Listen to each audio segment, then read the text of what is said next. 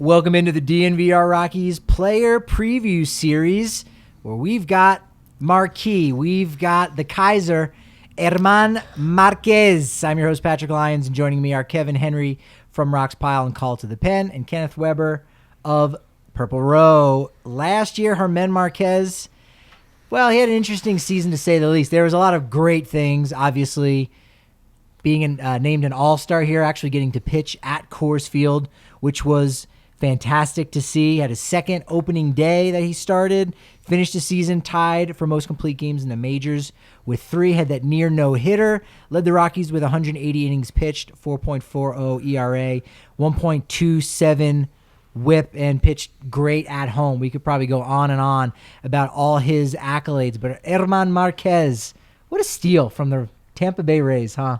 Most savvy, arguably the most savvy deal in Rockies history. I'd say so. Yeah. And probably one of the only deals in which the Rays like straight up lost the deal because they don't allow that to happen to themselves. Yeah, very fleecing much. Tampa is no small feat. No. It's basically Holiday or the Dickerson trade. You Yeah. got Cargo and you got Germán. That's the peak. Absolutely. And yeah, he's a guy that took such a step forward last year.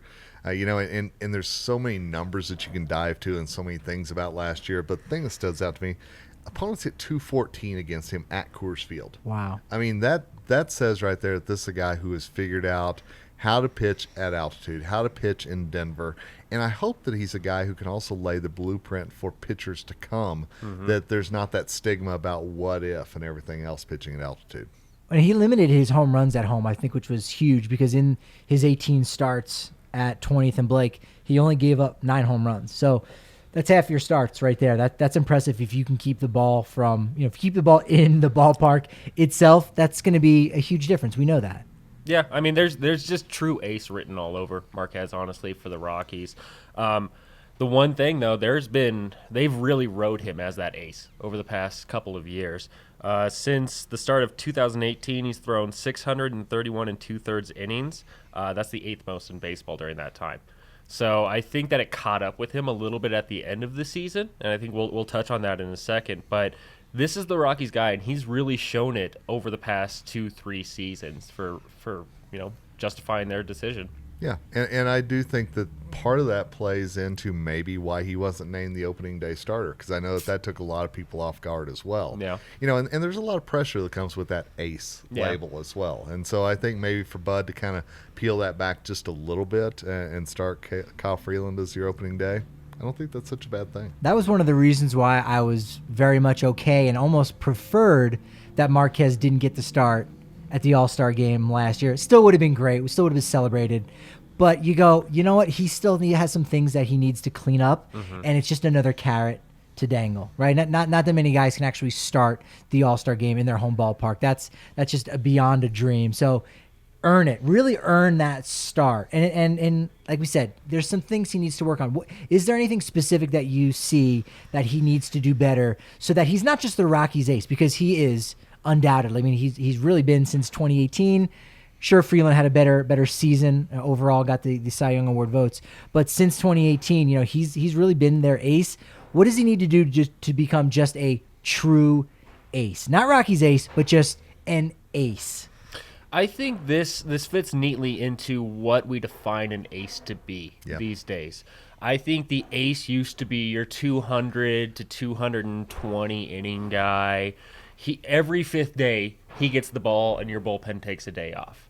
That's not necessarily how it works. He strung together 180 innings last year, and that's really kind of what you're expecting out of that ace level. That's the upper echelon for the most part of what Major League pitchers are expected to do.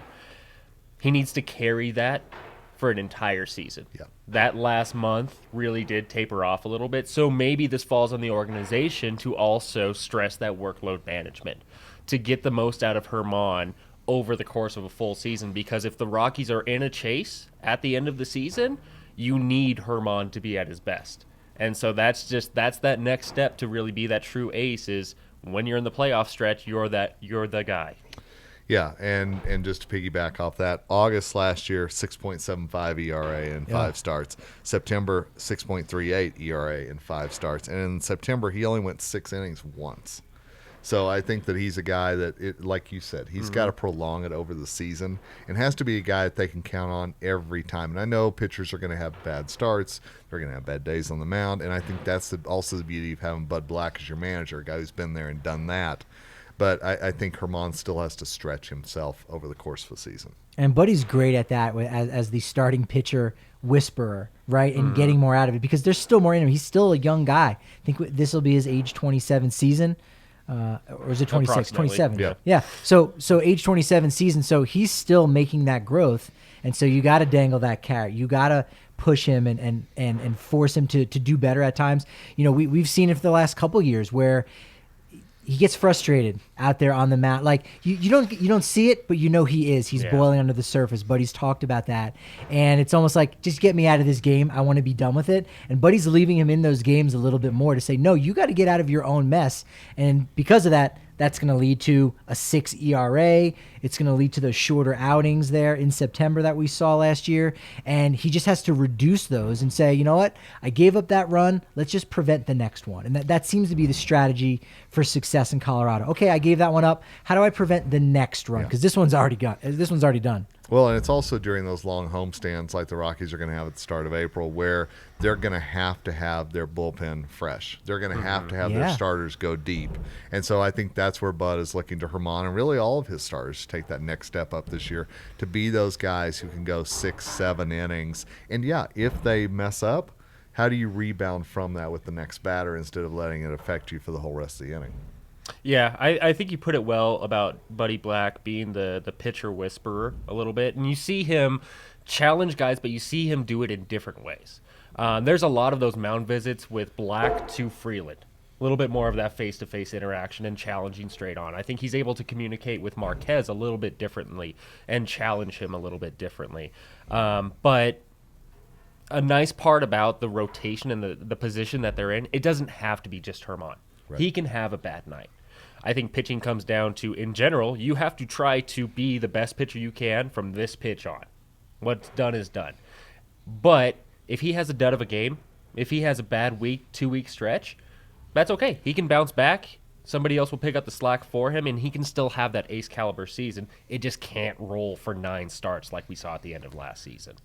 And how much does it say about Germán that we pick up on the duds and really talk about the duds? I mean, I think that says so much that that's not par for the course for him. That's so much of an outlier. You know, we talk about those almost as much as we do that near no-hitter that he had at Coors Field, you know, and I think that says a lot about what's expected of him. To that point, I mean, his first 23 starts, 3.42 ERA, 0.214 batting average against. Not just at home. That's for 23 straight starts to start the season. He is extraordinary when he's on. It just was very different when we saw him at the end of last year. Agreed. Maybe this isn't much of a bold prediction or a bold question, but does he earn his second All-Star appearance this year and become the first starting pitcher to ever have 2 with the Rockies? Brian Fuentes had 3 as a reliever. And or does he get that no-hitter, first and second, only to Ubaldo Jimenez in 2010? And does he do it at Coors Field on top of that?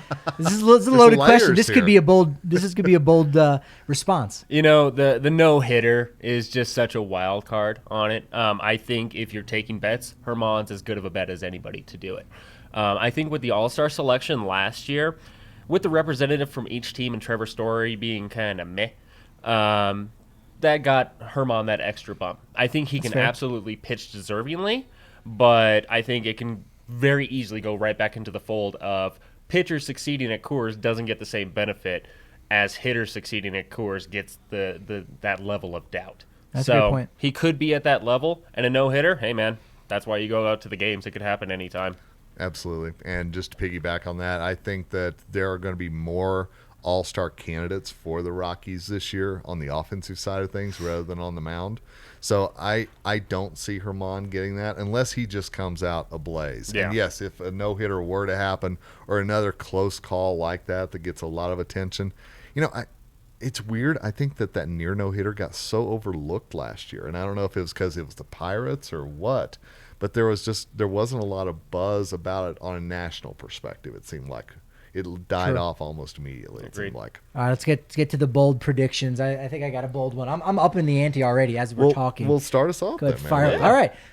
German Marquez is not only going to be an all-star this year, he will also throw a no-hitter this year. He will do both of those things, and he is going to be only the 8th Rockies starter with an ERA of 3.5 or lower. His career high is 3.77. I think that was in 2018. So he's going to do all three of those things Oh, wow. this year. It's going to be a big year for Marquez. Wow. I like it. All right. Last year, German Marquez was 4-4 against the NL West with a 5.93 ERA in Can't the do that. division. So I'm saying this year he lowers that. I'm saying he's got let's just say a sub 3.5 ERA against the NL West this year. I think he takes a step up. I think Bud puts it on him to take a step up in those division games, and I think he'll accept that challenge. I like that. I was dangerously close to having mine stolen there. I had a little bit of anxiety going on that one. When I had this idea for a bold prediction in mind, I thought of Josh Fogg. I want German Marquez to be the new Dragon Slayer. I like that. I think he doesn't lose more than 2 games against teams over 500 in 2022. I like that. We're expecting big things, it sounds The like. Dodger Marquez. Slayer. Seriously. We are. We got big things going on RoxPile, Purple Row, and DNVR. You name it. 50 cents for your first month on the DNVR.com. That's German Marquez player profile. Let's have a season. Go do Do it. Let's have some fun.